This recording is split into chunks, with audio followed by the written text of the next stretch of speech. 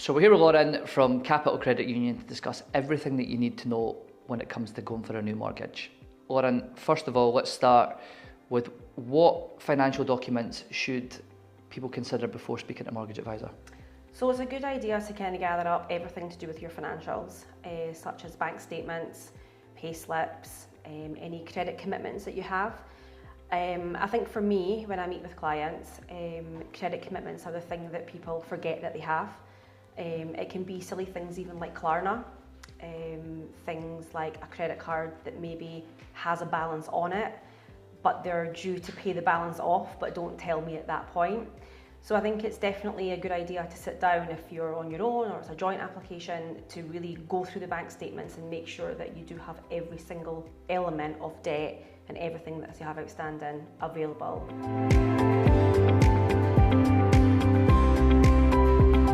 What is the role of the mortgage advisor at that point then? Once they've checked over all their financial documents and they've gathered it all together, what's the best next step for them?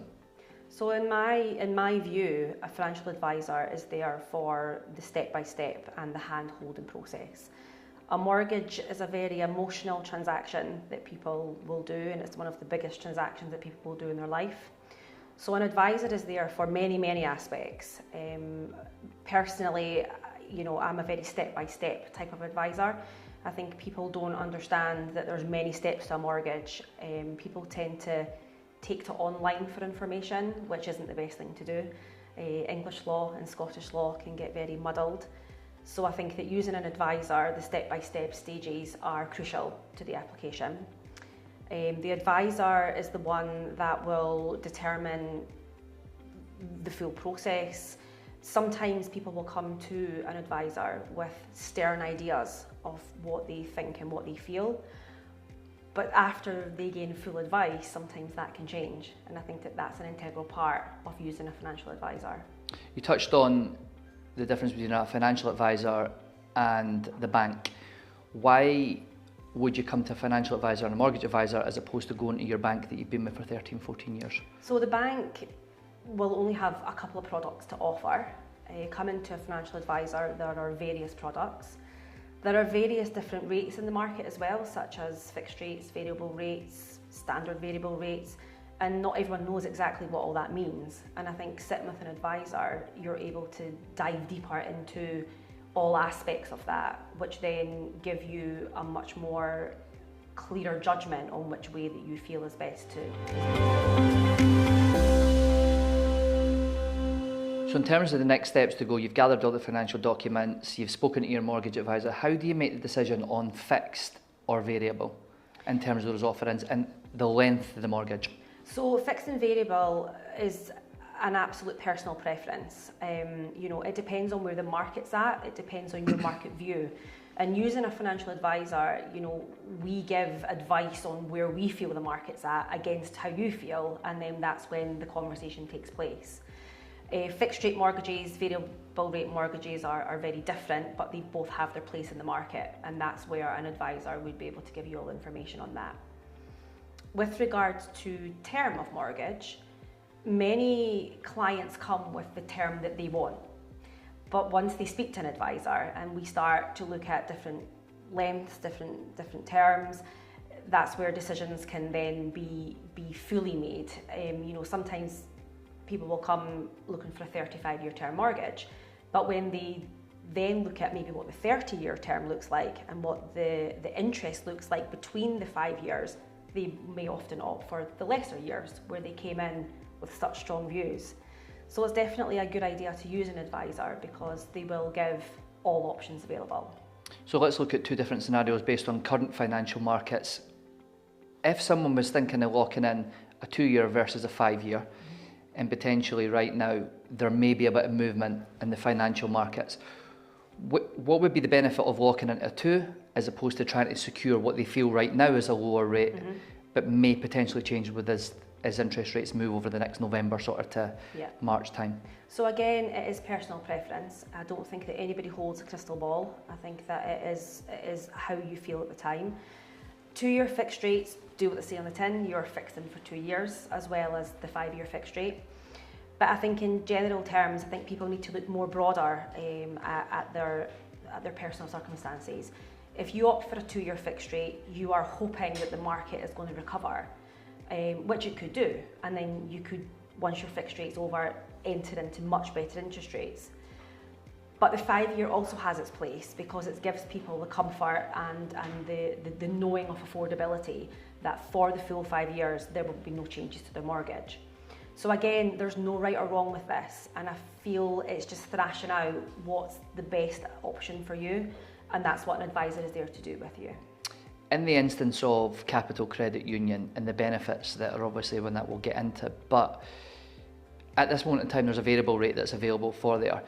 It's potentially, a lot of people will be scared of a variable rate based on current financial markets, but in your opinion, in terms of the variable rate at the moment, it can only go down the way. So if somebody was considering that at the moment, is that something that you would kind of look at, or do you feel that the fix is a rate that you go down? So I feel that Capital Credit Union's variable rate is something that is definitely worth looking at and considering.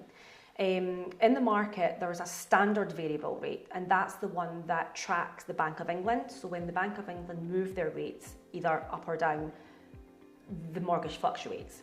Capital Credit Union's variable interest rate is different than standard variable. So in terms of the differences, it's board-led. So Capital Credit Union have a board of directors that review rates every so often, and they look at the market and then they make a decision on whether or not they wish to increase or decrease or keep rates the same. So I feel in terms of security, the variable rate that Capital Credit Union offers, I feel is more secure right now in the market than going on to standard variable. Okay. Let's get on to remortgaging. It's a hot topic at the moment. A lot of people are coming to the end of fixed terms. Yeah. When is the best time to speak to an advisor? Is it a case of waiting until the end, or should you speak to someone as quickly as possible? So at the moment, I am encouraging all clients, members to look at their mortgage rate when it has about 6 months left of expiry. At the moment, I am remortgaging clients into rates now, and then what we're doing is we're keeping the clients where they are, and then reviewing maybe every 3 or 4 weeks of where the rates are in the market, and then either moving the rate as it applies or keeping the client where it is. So I would say just now in the market, looking about 6 months before your expiry is the time to be doing it. What is the minimum deposit that you would probably advise on somebody looking for, and what is the requirement just now in terms of current markets when you're going for a property? So at the moment, the minimum deposit that you can put down on a mortgage is 5%. You do have to take into account that there is lots of other costs associated with a purchase of a property, such as land and buildings tax transaction. You may have to pay over the value for a property, and there's also costs such as solicitors as well. So minimum is 5%, but it is more favourable if there is that little bit more money to put down, because it does enter you into slightly better interest rates. A lot of people get a little confused when it comes to deposit. So a lot of people maybe come to me and they say that they have got 17% deposit. And I try to explain to clients that the mortgage market works in whole numbers. So if you have 5%, 10%, 15%, 20% deposit, 21% deposit doesn't get you a better interest rate, or 19% doesn't get you a better interest rate. So it's always good to remember that use the kind of whole number for deposit. And it's always a bonus when you come along and maybe you've got slightly more savings that are maybe higher than 10%, let's say. It's always nice just to be able to put down a 10 and then retain the rest. So it's a bit of a bonus that maybe there's cash left over for solicitors' fees or other fees associated. So hypothetically speaking, I'm going for my deposit and I've got £25,000. How much of that extra £5,000 would make an impact on my mortgage versus putting in £20,000? Okay, so it's kind of a difficult one to answer. I look at mortgages a bit like a jigsaw. Nothing ever pieces together until the very end. I always look at the worst case scenario for clients. So if someone comes to me with, let's say, £25,000, I'll look at maybe what a 5% deposit may look like versus a 10% deposit.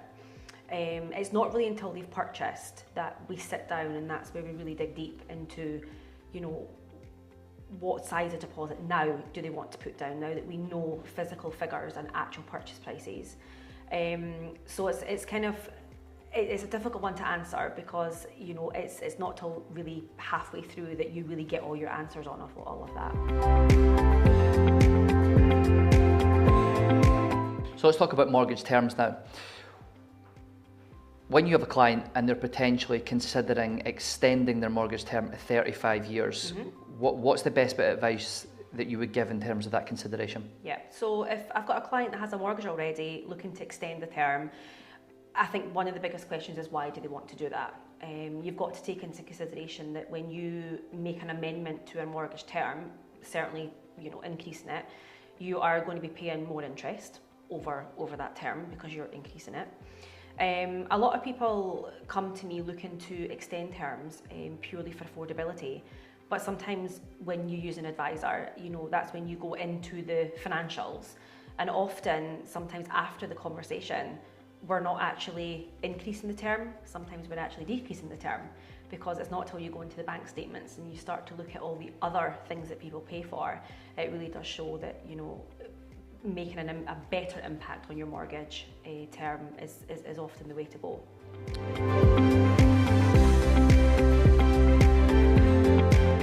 So being a first-time buyer, and maybe I'm considering 6 months and I'm thinking now's not the right time, when is there any, in your opinion, right time to speak to advisor, and how far advanced should they get a chat with a financial advisor or the capital credit union? Yeah, so there's no rules around this. I think it's really down to personal preference. I always want to see clients way before their mortgage, you know, journey starts.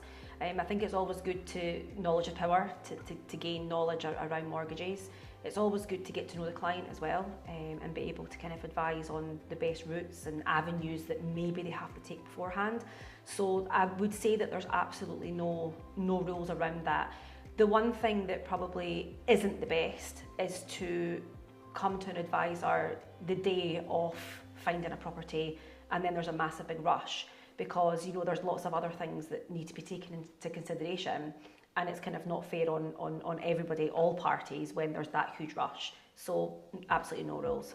You touched on the bank statement situation. If you're someone who maybe spending a lot, maybe you're sitting on your overdraft and you're considering the mortgage, is that something that can have a negative impact on terms of you going for it, in terms of your finances, and how clean should their statements be? I mean, we always encourage that all debts are kept up to date, that overdrafts are not used to the maximum, and that's just across the board. But if a client does come to me, that's where using an advisor is a great tool, because, you know, I'll be able to go back through maybe 6 months worth of bank statements and advise on what they should be doing just to clean things up a little bit for the assessment. If you're someone that's been spending quite an amount on credit, can that have an impact on you going for a mortgage, even if you're clearing it? It can. It just depends on the level of credit that you're using. But again, I think it's just about the balance of, is affordability there? Are you using your credit cards overly much when you shouldn't be? But again, that all comes into the kind of financial advice aspect of it.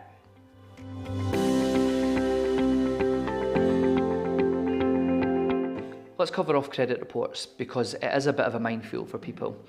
If in an instance where you've got someone that's maybe using Experian, that's got 999 out of 999, then they think their credit report's excellent, and yet on, say, their current account, it may not be hitting that excellent mark, it may just be saying good. It can be really confusing for people. Is there any impact or any way that you can judge based on those two separate credit reports? Because there's so many different reports now out there. Yeah, it would be, if they come to me at the earlier stages of a mortgage, I would always ask for the credit report. I think it's vital that I'm able to see the report, because I can read the reports quite well. And I think that, you know, if we get further down the line and it's a rush of a mortgage and there is that worry of their credit report, not every lender uses the same tact as others. Some people look for different things in the credit report. So I would say I wouldn't worry too much about your credit report because it is reported differently over all of the different avenues that are available. So I think it's just a case of, as long as you're keeping credit up to date, no missed payments, you know, the lender probably will be okay with that. And have you seen instances where maybe somebody has an excellent credit report, but someone only just has a good credit report? Can it have an impact on maybe that person having that excellent credit report and not getting it, and someone that just is on that good getting it? Oh yeah. I mean, there is instances of that, absolutely. Instances such as, you know, clients who come along and they have no credit, that has an impact just as much as someone who has lots of credit. So again, it's a bit of a minefield, the whole credit section. But I think as long as you don't have terribly bad credit, you know, there's always going to be a lender out there that will lend. So let's get on to decision and principles now. I think there can be a confusion when people go online and they look at mortgage calculators and they can see this is how much I can borrow, so they instantly then go and try and offer or buy a property because they think that's the case. When should we be getting a decision in principle, and how important it is to the mortgage process? Yeah, so it's highly important to the mortgage process.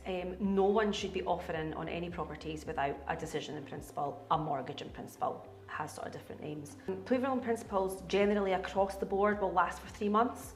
So I'd say that anyone that's actively looking to start purchasing really should be contacting their advisor anywhere in that 3-month bracket of looking to purchase. If, because I know I've spoken to you personally, if in an instance where you have your mortgage in principle for your 3 month and it's maybe a further 3 months down the line, maybe even 9 months in some instances, yep.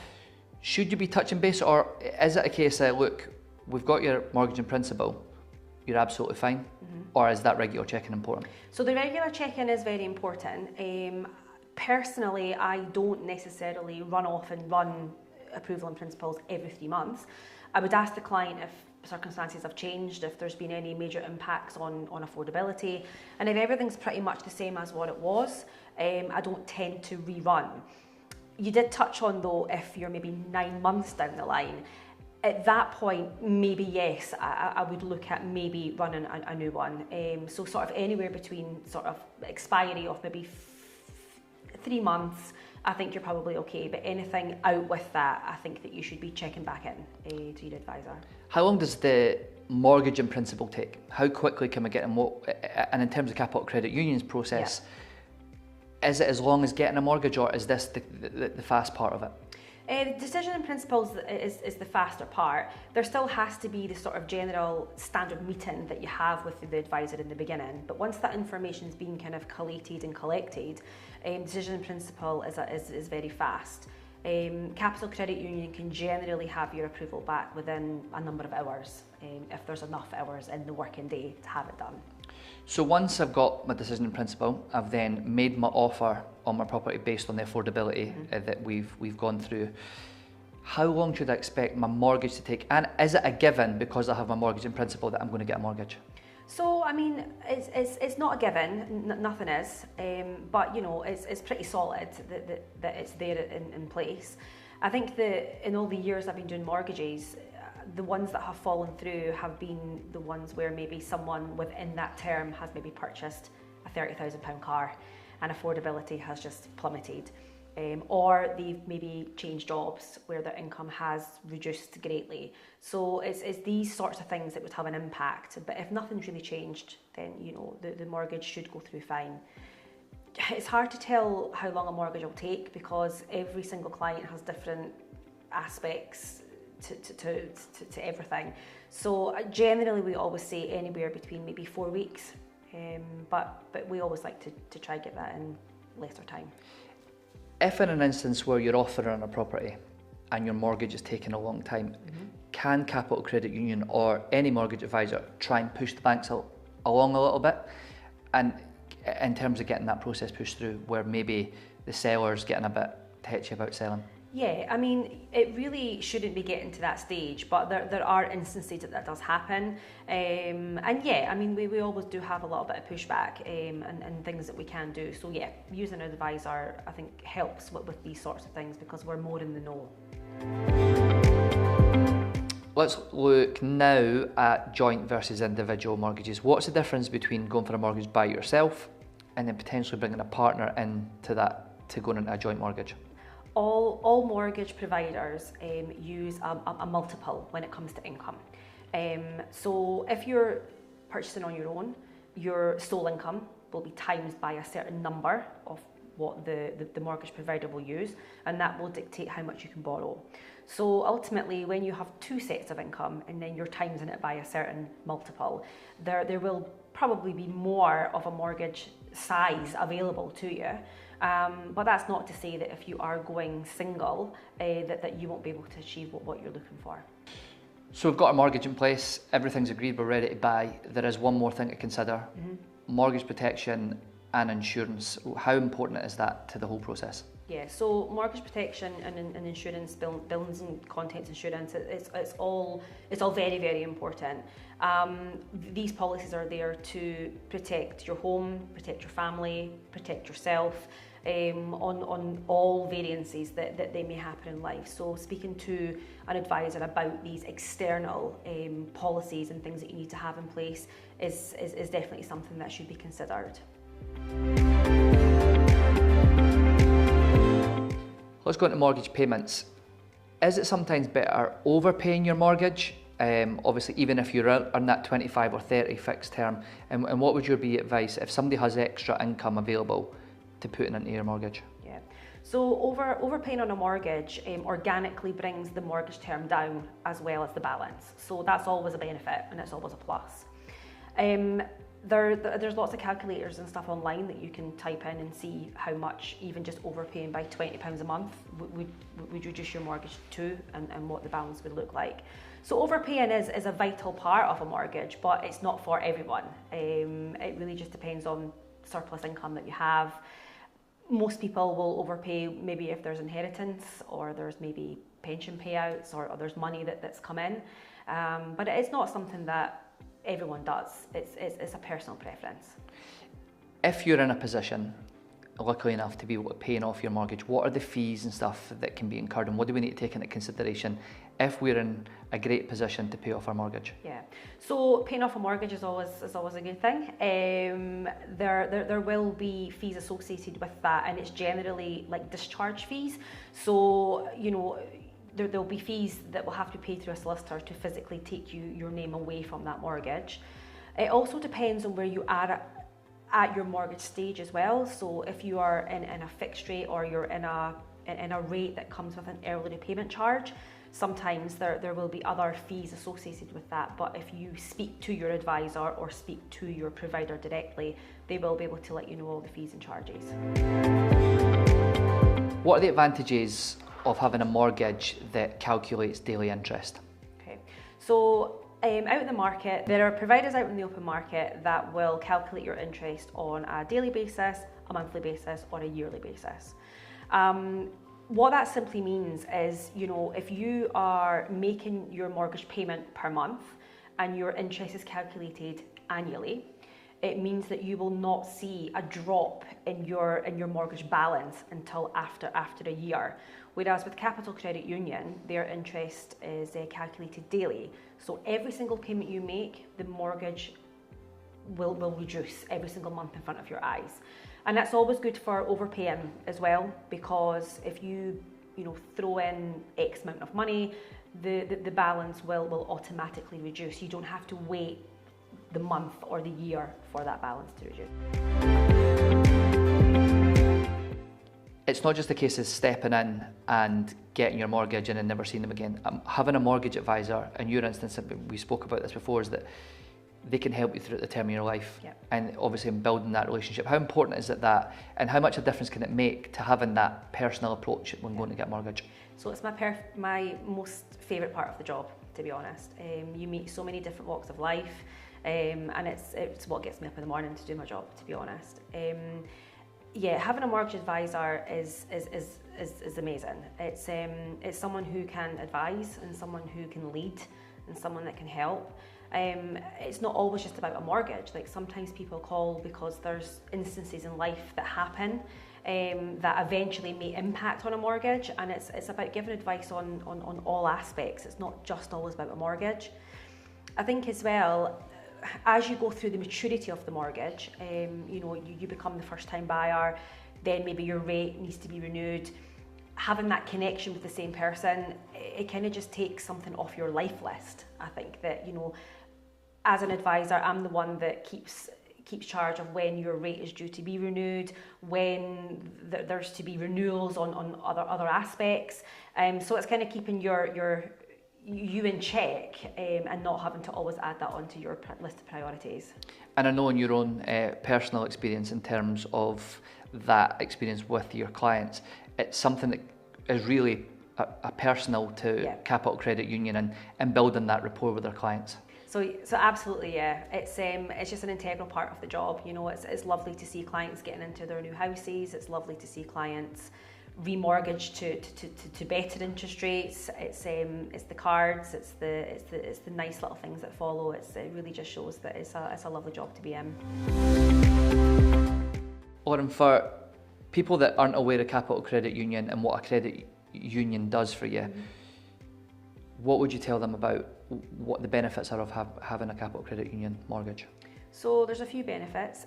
One of them is that you can unlimited overpay on your mortgage, which a lot of mortgage providers cap you maybe at 10% a year.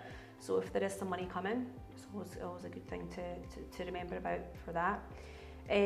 Capital Credit Union is also is a not-for-profit. It's a mutually owned establishment.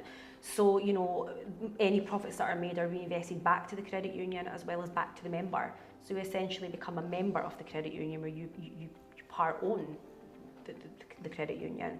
So I think essentially that's the two things that stick out for me compared to other providers out in the market. So on that overpayment, I mean, in terms of sometimes you're penalised with certain lenders. Is that something that happens with Capital Credit Union? So Capital Credit Union allow you to overpay as much as you like without any penalty. There's no fees for overpayment. So that's always a really good one for people out there who maybe have access to sums of money that they want to put into the mortgage. Do I need to be a member of the Capital Credit Union to apply for a mortgage with Capital Credit Union? So you don't have to become a member immediately. You can speak to me about Capital Credit Union and we can go through the mortgage process. But before you move into your property, you have to become a member. So I've watched all these videos and I'm intrigued. How do I go about getting in touch with yourself or Capital Credit Union about now following that process and get my mortgage through the union? Sure. So there's various ways. Probably the most easiest way is just to go onto their website. They have a mortgage tab and you can find my email address there. Some people opt to phone Capital Credit Union and then they just get given, they give their details, and then I would generally give someone a call back to make an arrangement to meet with them. So you've got two different options. Excellent. Thank you very much for your time. Thank you. Thanks.